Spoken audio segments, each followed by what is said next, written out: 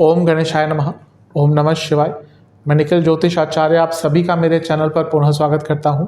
आशा करता हूं कि आप सभी स्वस्थ होंगे। महादेव की कृपा आप सभी पर सदैव बनी रहे। ये वीडियो सिंह यानी कि लियो के लिए बहुत महत्वपूर्ण है, क्योंकि ये वीडियो एक बहुत ही महत्वपूर्ण टॉपिक पर है, जो कि है राहु महाराज का राशि परिवर्तन। राहु महाराज 30 अक्टूबर को अपना राशि परिवर्तन कर रहे हैं और यहाँ से यानी कि आपके नवम भाव से उल्टे चलते हुए आपके 8वें घर में आ जाएंगे।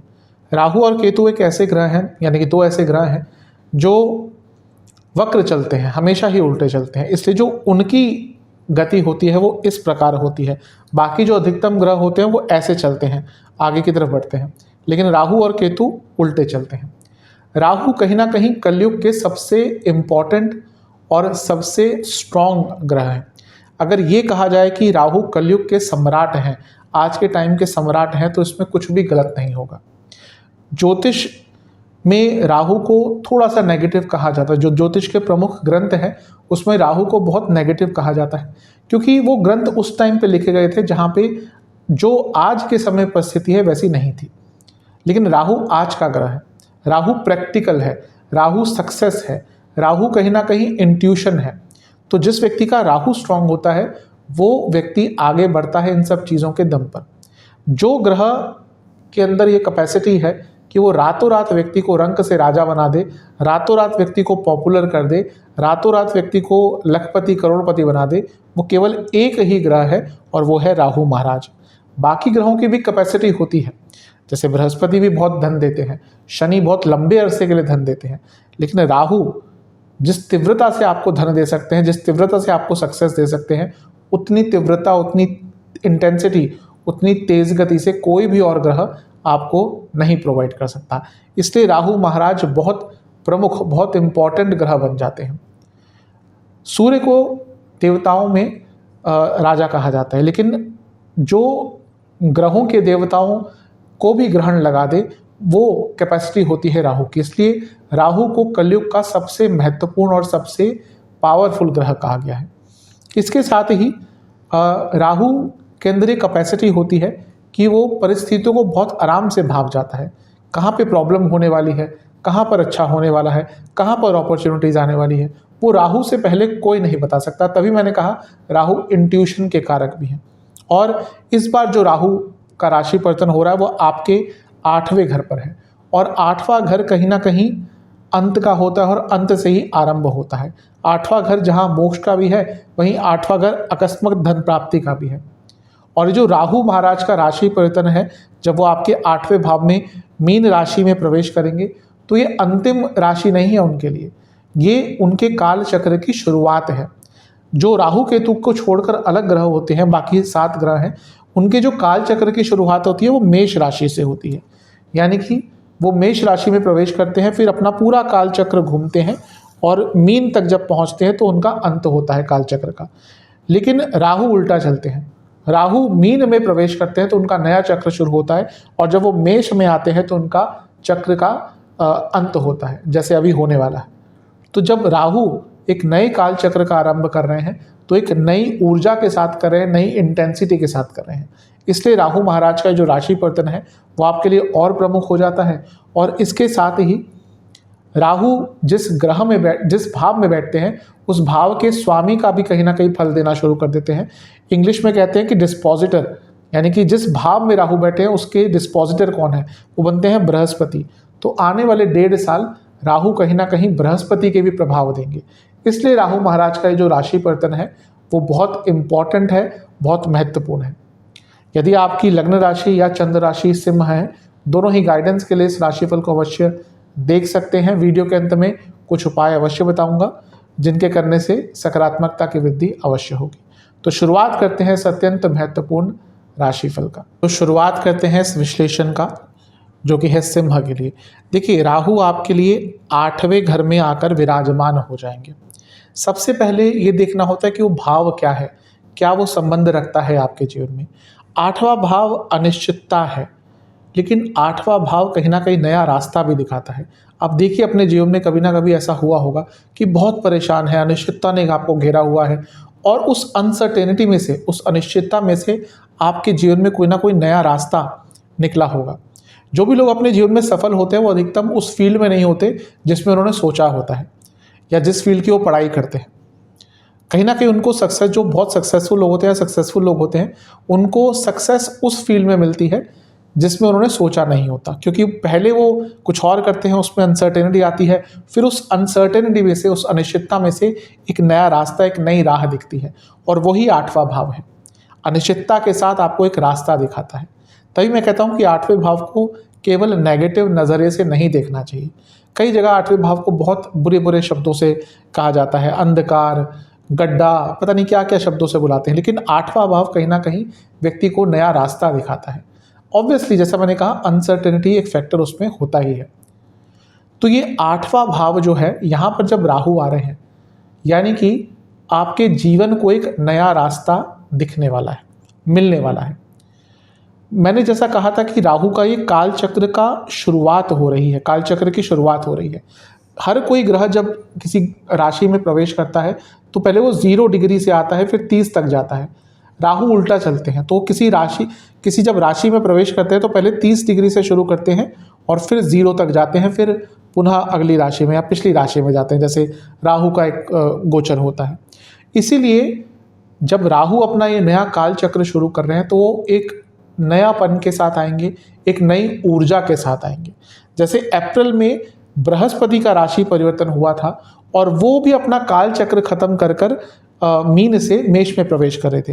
वैसे मैं कहा, राहु और केतु को छोड़कर सबका जो काल चक्र होता है वो मेष से ही स्टार्ट होता है।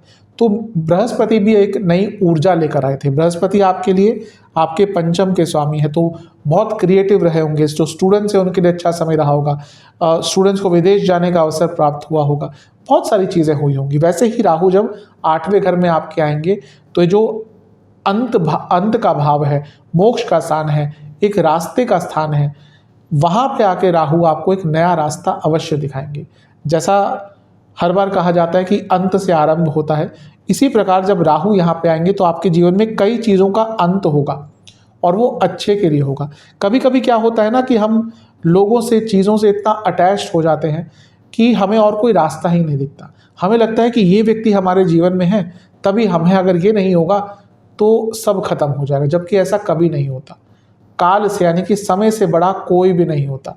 आप देख लीजिए अपने जीवन में, कोई व्यक्ति जब किसी एक समय पर आपको बहुत प्रिय लगता था, जैसा आपको ये लगता होगा कि उसके बिना एक पल भी नहीं बिता सकते, और काल का चक्र ऐसा होता है कि कभी कभी ऐसा ही व्यक्ति सबसे बड़ा दुश्मन लगने लग जाता है। वही ये जो 8वां भाव है, ये आपको लोगों से, अननेसेसरी चीज़ों से दूर करना शुरू कर देगा और प्रभाव कहीं ना कहीं आना शुरू हो गया होगा। आपका जो सोशल सर्कल है वो कम होने लग जाएगा, आप लोगों के प्रति डिटैच्ड होना शुरू हो जाएंगे। और वही उसी अंत की बात कर रहा हूँ, क्योंकि ये अंत जो है वो आपके जीवन में एक नया आरंभ लेकर आएगा, एक नई गति लेकर आएगा, एक नया रास्ता आपको दिखाएगा। क्योंकि जब व्यक्ति डिटैचमेंट से दूर होता है तभी व्यक्ति कहीं ना कहीं, जब व्यक्ति अटैचमेंट से दूर होता है, डिटैच्ड होता है, तभी व्यक्ति कहीं ना कहीं अपने आप को जान पाता है। तो जो राहु महाराज का राशि परिवर्तन है, अपने आप को समझने के लिए, अपने आप को जानने के लिए भी सर्वोत्तम है, सबसे अच्छा है। ये जो 8वां भाव है वो कहीं ना कहीं राहु के लिए एक तरह से अच्छा स्थान है, क्योंकि राहु का यहाँ पर आना व्यक्ति के जीवन के जो अनिष्ट हैं, जो उसके जीवन में पिछले लंबे अरसे से कुछ नेगेटिव चीज़ें हो रही थी, भौतिक जीवन की बात कर रहा हूँ, उसका अंत करता है। राहु का 8वें घर में होना अनिष्ट का अंत करता है। तो सिंह वालों के लिए पिछले कुछ सालों से जो प्रॉब्लम्स आ रही थी, कई जो प्रॉब्लम्स आ रही थी, उनका अंत हो सकता है। तो ये सबसे अच्छी चीज़ है। राहु 8वें घर में व्यक्ति को राजा से धन दिलवाते हैं, राजा से धन की प्राप्ति होती है। अब आज के सिनेरियो में बात करें तो या तो गवर्नमेंट से आपको धन की प्राप्ति हो सकती है या आपके अपने एम्प्लॉयर से। तो जो लोग जॉब करते हैं उनकी धन की वृद्धि अवश्य होगी।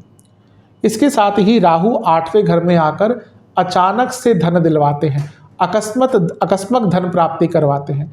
व्यक्ति को खुद नहीं पता होता कि उसका धन कहाँ से आ जाएगा। तो ये कैपेसिटी राहु की 8वें घर में आकर होती है।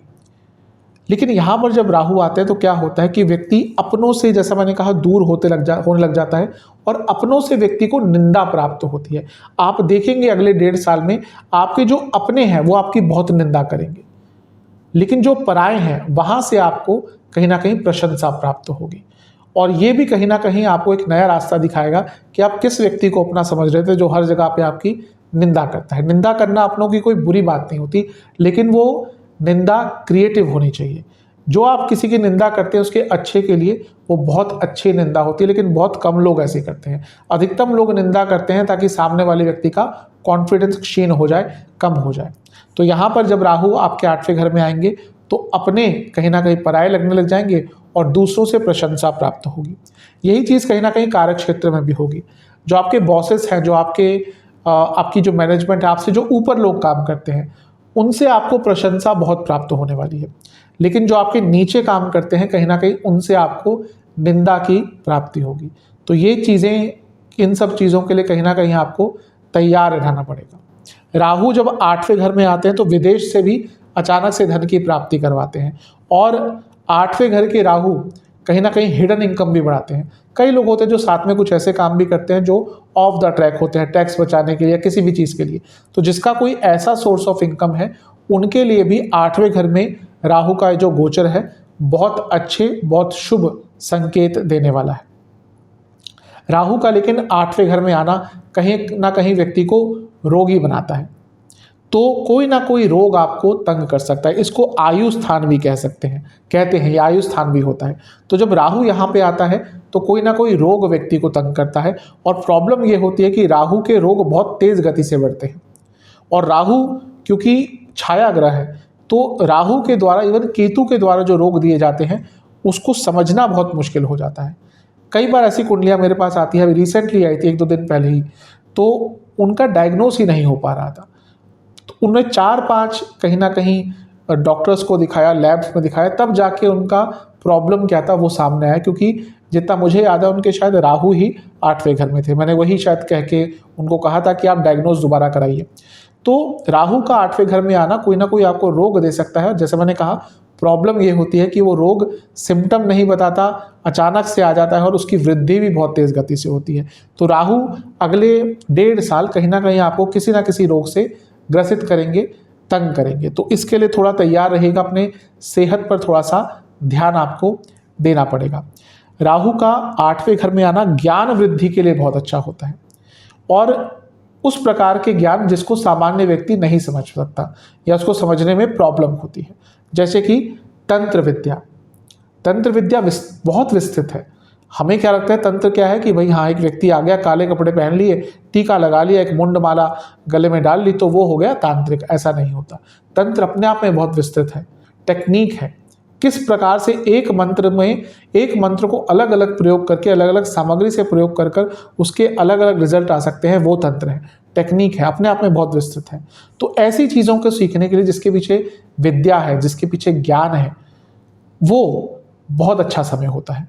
जो लोग ऑकल्ट में अपना करियर बनाना चाहते हैं उनके लिए ये आने वाला 1.5 साल बहुत अच्छा है। और ऑकल्ट यानी कि यही सारी जो विद्याएं होती हैं, ज्योतिष हो गया, तंत्र मंत्र हो गया, और बाकी जो सारी चीज़ें होती हैं इनसे मिलती जुलती, तो उन सब चीज़ों में अपना करियर बनाने के लिए बहुत अच्छा है। आयुर्वेद सीखने के लिए बहुत अच्छा है। जड़ी बूटी की विद्या सीखने के लिए, जड़ी बूटी के बारे में जानने के लिए बहुत अच्छा समय है। कई लोग होते हैं उनका इंटरेस्ट होता है कि जड़ी बूटियों के बारे में जानें, तो वो ये सब चीज़ों के, इन सब जो इनको बहुत सीक्रेट सब्जेक्ट्स कहते हैं, उन सब की प्राप्ति के लिए जो समय है आपका 1.5 साल का बहुत अच्छा है। और इसके साथ ही जैसा मैंने कहा, ये जो स्थान है वो ज्ञान वृद्धि का है, लेकिन सामान्य ज्ञान नहीं। जो दो लोग थोड़ा अलग लेवल का ज्ञान प्राप्त करना चाहते हैं, सपोज आप टेक्नोलॉजी के ही फील्ड में है लेकिन उसमें भी आप कुछ एक अलग स्तर का कुछ ज्ञान अर्जित करना चाहते थे, कोई बड़ी स्टडीज़ करना चाहते थे, रिसर्च करना चाहते थे, तो उसके लिए भी जो समय है बहुत अच्छा है। तभी मैं कहता हूँ कि 8वां भाव राह दिखाता है, रास्ता दिखाता है। इसको नेगेटिव नहीं समझना चाहिए। इसके साथ ही जो ये 8वां भाव है, ये कहीं ना कहीं मांगल्य स्थान होता है। तो मैरिड लाइफ पर राहु के इस राशि परिवर्तन का बहुत बुरा प्रभाव पड़ेगा, क्योंकि जैसे ही राहु 8वें घर में आएंगे वैसे ही प्रॉब्लम्स बढ़ना शुरू हो जाएंगी, और वो भी कई प्रकार की। ये वृद्धि करते हैं राहु और बृहस्पति वृद्धि के कारक हैं। इसीलिए जब 8वें घर में आएंगे, जो मांगल्य स्थान है, जो शादीशुदा जीवन के लिए बहुत इंपॉर्टेंट होता है, उसमें प्रॉब्लम क्रिएट करेंगे। वैसे भी इनकी शादी सिंह वालों की बहुत अच्छी नहीं होती, क्योंकि सप्तम के स्वामी शनिदेव बनते हैं। अधिकतम सिंह और कर्क वालों की शादी अच्छी नहीं जाती। अब मैं ये मैंने बोला है तो इसका मतलब ये नहीं कि सबकी अच्छी नहीं होती, वो डिपेंड करता है कि कुंडली में अगर सातवां भाव शुक्र, सातवें के स्वामी बृहस्पति का प्रभाव अच्छा है तो ठीक हो जाती है। लेकिन अधिकतम 70 to 80% सिंह और कर्क की शादी अच्छी नहीं, शादीशुदा जीवन अच्छा नहीं होता। अब राहु का 8वें घर में आना यानी कि दाम्पत्य जीवन पर, आपके शादीशुदा जीवन पर, वैवाहिक जीवन पर एक नेगेटिव प्रभाव डालेगा। कहीं ना कहीं अनिश्चितता आ जाएगी, कहीं ना कहीं ट्रस्ट इश्यूज आना शुरू हो जाएंगे, और वो आपके मैरिड लाइफ पर एक नेगेटिव इम्पैक्ट अवश्य डालने वाले हैं। एक अच्छी चीज़ है कि राहु यहाँ पर मीन राशि में है, और ऑड राशि और इवन राशि का भी एक महत्व होता है राहु और केतु के लिए। तो राहु का इवन राशि यानी कि मीन राशि में आना प्रभाव अच्छे देता है। तो कहीं ना कहीं जीवन की अनिश्चितताओं से निकलने का आपको अवसर भी प्राप्त हो सकता है। जैसा मैंने कहा कि ये मोक्ष का स्थान भी है, अंत का स्थान भी है। तो कई ऐसी चीज़ें जो आपको तंग कर रही थी लंबे अरसे से, जिसका आपको सॉल्यूशन ही नहीं मिल रहा था, अब आप क्या करेंगे कि आप उन सबको भूल कर एक नए जीवन की शुरुआत करने जाएंगे। कभी कभी अच्छी चीज़ भी होती है, कभी कभी हम बहुत सारी प्रॉब्लम से घिर जाते हैं, तो एक प्रॉब्लम स्टार्ट होती है, फिर उसके साथ दूसरी हो जाती है, फिर उसके साथ तीसरी हो जाती है। हमें पता ही नहीं चलता ये जो प्रॉब्लम्स का सिलसिला है ये कहाँ से चलकर कहाँ तक पहुँच जाता है। तो ऐसे सिचुएशन में सबसे अच्छा है कि भले अपना थोड़ा सा लॉस करवा लें, लेकिन उस सिचुएशन को ख़त्म करें और एक नई शुरुआत करें। ये भी आपके लिए राहु महाराज बहुत अच्छे प्रकार से देने वाले हैं। ये जो 8वां स्थान है ये कहीं ना कहीं मांगल्य स्थान है, वहाँ पर बुरा प्रभाव देंगे शादीशुदा जीवन में।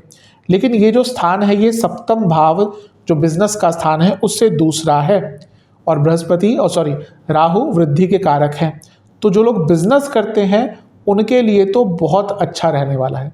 स्पेशली अगर आप टेक्निकल फील्ड से हैं, इंजीनियरिंग से जुड़ा कुछ बिजनेस करते हैं, विदेश से संबंधित कुछ बिजनेस करते हैं, इमिग्रेशन का आपका काम है, राहु के कारण इमिग्रेशन कह रहा हूँ, तो इन सब चीज़ों में आपको बहुत, एविएशन से जुड़ा कुछ कार्य है आपका, एविएशन के कारक भी राहु है, इन सब चीज़ों से जुड़ा कुछ भी आप कार्य करते हैं, बिजनेस करते हैं, तो आपको अत्यंत लाभ प्राप्त हो सकता है। तो 8वें घर के राहु आपको कई प्रकार से लाभ देने वाले हैं। ये जो 8वां स्थान है ये वसीयत आदि का भी होता है। तो वसीयत आदि की कोई प्रॉब्लम चल रही थी, कोई उसमें लीगल प्रॉब्लम आ रही थी, वो दूर हो सकती है, और एंसेस्ट्रल प्रॉपर्टी से भी लाभ मिल सकता है। लेकिन ध्यान देने वाली बात है, राहु के कारण जो एंसेस्ट्रल प्रॉपर्टी से लाभ होता है उसमें विघ्न उत्पन्न हो सकते हैं। तो हो सकता है कोई और शेयर होल्डर भी या कोई जानबूझकर आपकी एंसेस्ट्रल प्रॉपर्टी पर अपना हक आजमाने की कोशिश करे, जमाने की कोशिश करे, तो वहाँ पर थोड़ा सा आपको धैर्य रखना पड़ेगा। ये जो 8वां स्थान है ये 10वें भाव से 11वां स्थान है, यानी कि करियर में भी वृद्धि हो सकती है। लेकिन राहु वृद्धि तभी करवाते हैं जब व्यक्ति मॉडर्न बनता है, जब व्यक्ति कंटेम्प्ररी बनता है, व्यक्ति आज के समय के हिसाब से अपने आप को बदलता है। राहु, तभी मैं कहता हूँ राहु कलयुग के ग्रह हैं, राहु सम्राट हैं कलयुग के। तो जो व्यक्ति अपने करियर में चेंज लाने का प्रयास करेगा, जिसको ये लगने लगेगा, और कई लोगों को ऐसा महसूस होगा, अभी शायद वो ऑलरेडी प्रोसेस आपका चालू हो गया होगा, जब आपको ये लगने लगेगा कि नहीं मेरे अंदर अभी स्किल्स पूरी नहीं है, तो जिस व्यक्ति को ये समझ आ गया और वो अपने स्किल को बढ़ाना शुरू कर देगा, यकीन मानिए जो 1.5 साल का पीरियड है उसके करियर के लिए बहुत अच्छे और बहुत बड़े बदलाव लेकर अवश्य आएगा। जो लोग आईटी फील्ड से हैं, टेक्नोलॉजी फील्ड से हैं, इंजीनियरिंग में से जुड़ा कुछ काम करते हैं, इंटरनेट मीडिया से जुड़ा कुछ कार्य करते हैं, अपने आप को अपग्रेड करना शुरू कर दीजिए। भले ही कोई 2 महीने का कोर्स करे, 4 महीने का, 5 महीने का करे, अपने स्किल्स को बढ़ाएं। यकीन मानिए जो राहु है आपके करियर को कहाँ से कहाँ पहुँचा सकते हैं अच्छे टर्म्स में। तो ये भी एक अच्छा प्रभाव यहाँ पर दिख रहा है। राहु लाभ स्थान से 10वें घर में है, यानी कि पैसा कमाने के अलग अलग अवसर प्राप्त होंगे, अलग अलग अपॉर्चुनिटीज प्राप्त होंगी। राहु धन स्थान से सप्तम में है, यहाँ से भी कहीं ना कहीं पता चल रहा है कि अकस्मात धन की प्राप्ति होगी और आपके कुटुंब में भी पैसा आएगा। तो राहु महाराज एक जगह बैठकर ही आपको अलग अलग प्रकार के प्रभाव दे रहे हैं। मैंने शुरू में कहा था कि बृहस्पति का प्रभाव भी राहु देंगे, क्योंकि डिस्पोजिटर उसके हैं, बृहस्पति बनते हैं, यानी कि राहु बृहस्पति की राशि में बैठे हैं। राहु और केतु की कोई भी अपनी राशि नहीं होती। जैसा मैंने पहले भी बताया कि ज्योतिष में कई विवादास्पद टॉपिक्स हैं, कंट्रोवर्शियल, उसमें से एक ये भी है कि क्या राहु और केतु की कोई राशि है? मेरे हिसाब से नहीं होती, क्योंकि ये छाया ग्रह हैं और जिस भाव में जाते हैं उसका स्वामित्व तो खुद ले लेते हैं। तो अगले 1.5 साल मीन राशि का स्वामित्व भी राहु के पास होगा, 8वें घर का स्वामित्व भी राहु के पास होगा, और जो मीन राशि के एक्चुअल स्वामी है देवगुरु बृहस्पति, उसका भी थोड़ा बहुत प्रभाव राहु देंगे। तो क्योंकि बृहस्पति 8वें घर के स्वयं स्वामी हैं, अचानक से धन की प्राप्ति अवश्य होने वाली है। करियर में, बिजनेस में वृद्धि अवश्य होगी। आप उस लेवल पर पहुंच सकते हैं अगले 1.5 साल में जितना शायद आपने भी इमेजिन नहीं किया था। और साथ में बृहस्पति पंचम के भी स्वामी हैं, तो क्रिएटिविटी भी रहेगी। और स्टूडेंट्स के लिए भी कहीं ना कहीं ये समय, जो स्पेशली रिसर्च बेस्ड स्टडीज करते हैं, उनके लिए भी समय बहुत अच्छा, बहुत शुभ रहेगा। राहु का यहाँ पर आना थोड़ा सा एक नेगेटिव उनके लिए कहूँगा जो लोग गवर्नमेंट जॉब करते हैं। नेगेटिव नहीं है, एक चेतावनी है। गवर्नमेंट जॉब करते हैं या फिर कुछ भी ऐसा करते हैं जहाँ पे फाइनेंसेस बहुत इन्वॉल्व होते हैं, अगर प्राइवेट कंपनी में भी है जहाँ पे फाइनेंसेस इन्वॉल्व होते हैं, फॉर एग्जांपल गवर्नमेंट जॉब में है, तो कभी भी कुछ ऐसी चीज़ मत कीजिएगा जिससे आप पकड़े जाएं या आपका नाम खराब हो जाए या फिर आपके खिलाफ इंक्वायरी हो जाए। जैसे हम कहते हैं कि रिश्वत ले लिया, कुछ ऐसा कर दिया, कुछ इलीगल कर लिया, इधर का माल उधर, उधर का माल इधर, ये अगले 1.5 साल में करना आपको फंसा सकता है। और सरकारी जॉब में वैसे तो निकलना बहुत मुश्किल होता है, लेकिन कुछ तरीके होते हैं जिससे आपको निकाला जा सकता है। उसमें से एक यही तरीका होता है कि अगर आपने कंडक्ट के खिलाफ कुछ किया, प्रोटोकॉल के खिलाफ कुछ किया, तो आराम से आपको निकाल सकते हैं। अदरवाइज सरकारी जॉब से निकालना बहुत मुश्किल होता है। तो यहाँ पे अपने कोड ऑफ कंडक्ट, जो भी मॉरल वैल्यूज़ होती हैं सरकारी एक अफसर की, उसको मत भूलिएगा। कुछ भी ऐसा मत कीजिएगा जो आपको थोड़ा लालच दे, क्योंकि जहाँ आपने वो किया कहीं ना कहीं फंसेंगे, अवश्य फंसेंगे। और यही चीज़ मैं प्राइवेट जॉब वालों को भी कहूँगा जिनके अंडर फाइनेंशियल ट्रांजैक्शन होती है। फॉर एग्जाम्पल आप बड़ी पोस्ट पे हैं, यहाँ पे आपसे गलतियाँ हो सकती है, तो फाइनेंशियल निर्णय अपनी जॉब पर बहुत ध्यानपूर्वक आपको लेने हैं। इसके साथ ही जो अष्टम भाव में राहु बैठे हैं, इनकी दृष्टियां भी होंगी। अब ये भी एक कंट्रोवर्शियल सब्जेक्ट है कि राहु और केतु की दृष्टियां होती हैं नहीं होती। कई जो पुस्तकें हैं, शास्त्र हैं ज्योतिष की, उसको नहीं मानती, या कुछ मौन है, कुछ कहा ही नहीं है उनके बारे में। कुछ पुस्तकें, कुछ शास्त्र मानती हैं कि हाँ, राहु और केतु की पंचम और नवम दृष्टि होती है, सप्तम तो सबकी होती है, बृहस्पति की जैसी होती है। तो मेरा भी कहीं ना कहीं मानना है कि राहु का प्रभाव होता है अपने से त्रिकोण स्थान पर, तो उनकी दृष्टि का प्रभाव अवश्य होता है। तो राहु 8वें घर में बैठकर उनकी जो 5वीं दृष्टि है वो रहेगी 12वें घर पर। 12वां घर विदेश का स्थान, राहु विदेश के कारक, विदेश जाने का अवसर मिलेगा अचानक से। जैसा मैंने कहा, ये 8वां भाव अनिश्चितता देता है, तो अचानक से आपको विदेश जाने का मौका मिल सकता है। शायद आप इच्छुक भी ना हो। ऐसा कभी कभी होता है कि आप कंपनी में काम कर रहे हैं, किसी बड़ी एमएनसी में काम कर रहे हैं, उनके अलग अलग जगह पे ऑफिसेस हैं, हो सकता है कोई ऐसा ऑफर आ जाए कि आपको अपने काम के लिए ही विदेश जाना पड़े। मैं यही कहूँगा कि अगर ऐसा अवसर मिलता है तो उसको छोड़िएगा मत, क्योंकि अचानक से ये अपॉर्चुनिटी जो आएगी वो आपके करियर को बहुत आगे लेकर जा सकती है। तो ये एक अच्छी चीज़ होगी। लेकिन राहु का यहाँ पे प्रभाव डालना खर्चे बहुत बढ़ाता है, तो अपने खर्चों को थोड़ा सा नियंत्रित कीजिएगा। देखिए, ये भाव 8वां और 12वां, इसको मोक्ष स्थान कहते हैं, और राहु कहीं ना कहीं इन सारे भावों को कनेक्ट कर रहे हैं। तो राहु भी व्यक्ति को अध्यात्म की तरफ लेकर जा सकता है, लेकिन राहु का जो अध्यात्म होता है, राहु की जो पूजा पाठ होती है, वो नॉर्मल से हटके होती है। राहु क्वेश्चन करता है कि भाई हम ये दिया जला रहे हैं तो क्यों जला रहे हैं, ये हम धूप बत्ती कर रहे हैं तो क्यों कर रहे हैं, हम ये अनुष्ठान कर रहे हैं तो क्यों कर रहे हैं। तो राहु के द्वारा जब ये आपके मोक्ष स्थान प्रभावित होंगे तो आप धर्म की चीज़ों के प्रति जागरूक हो जाएंगे, आप रीजंस ढूंढना शुरू करेंगे, और वो भी कहीं ना कहीं व्यक्ति के अंदर एक आध्यात्मिक चेतना जगा सकता है। और ये तीर्थ स्थलों का स्थान है 12वां, तो आपको आने वाले 1.5 साल में कई तीर्थ स्थल, जो आध्यात्मिक स्थल है, वहाँ पर जाने का अवसर भी प्राप्त हो सकता है। तो ये एक प्रभाव रहेगा। और 12वां स्थान तो राहु का बहुत प्रिय है, तो अगर ऑलरेडी कुछ विदेश से संबंधित काम करते हैं तो यकीन मानिए 1.5 साल आपके लिए लाइफ चेंजिंग हो सकते हैं। राहु का 7वीं दृष्टि का प्रभाव रहेगा दूसरे घर पर। अब वृद्धि के कारक हैं, अकस्मात धन लाभ के स्थान में बैठे हैं, धन स्थान को देख रहे हैं, तो अचानक से धन की प्राप्ति होगी। कुटुंब में भी पैसा आएगा, लेकिन यही राहु का प्रभाव कुटुंब में बैर करवा सकता है। मैंने शुरू में ही कहा था, अपने पराये लगने लग जाएंगे, पराये अपने लगने लग जाएंगे। तो यहाँ पर ऐसा ही होगा कि घर में भले ही पैसा आ जाए, आपके पास पैसा आ जाए, अपनों से दूरियां आनी शुरू हो जाएंगी। और राहु का जो प्रभाव दूसरे स्थान पर होता है, दूसरा स्थान वाणी का स्थान भी है, तो आपकी वाणी में भी एक अनक्लैरिटी आना शुरू हो जाएगी, जिसके कारण भी लोग आपकी बातों को ढंग से समझ नहीं पाएंगे। तो ये भी प्रभाव राहु का कहीं ना कहीं हो सकता है। लेकिन धन में वृद्धि तो अवश्य होने वाली है। ये अर्थ त्रिकोण भी होता है, तो कहीं ना कहीं करियर में आगे बढ़ने के लिए ये समय अच्छा है। बस थोड़ा सा आपको अपने आप को समय के अनुसार बदलना पड़ेगा। राहु की जो 9वीं दृष्टि है वो पड़ेगी चौथे भाव पर। अब पुनः देखिए, ये एंसेस्ट्रल प्रॉपर्टी का जो स्थान है 8वां, एंसेस्ट्रल प्रॉपर्टी का ये प्रॉपर्टी का स्थान हुआ, तो इनका मिलन हो रहा है दृष्टि द्वारा, तो एंसेस्ट्रल प्रॉपर्टी से अवश्य लाभ होगा। अब ये जो 8वां स्थान है अचानक से धन प्राप्ति करवाता है। यहाँ पर दृष्टि होगी इनकी पंचम दृष्टि, यहाँ पर सॉरी 9वीं दृष्टि यहाँ पर होगी।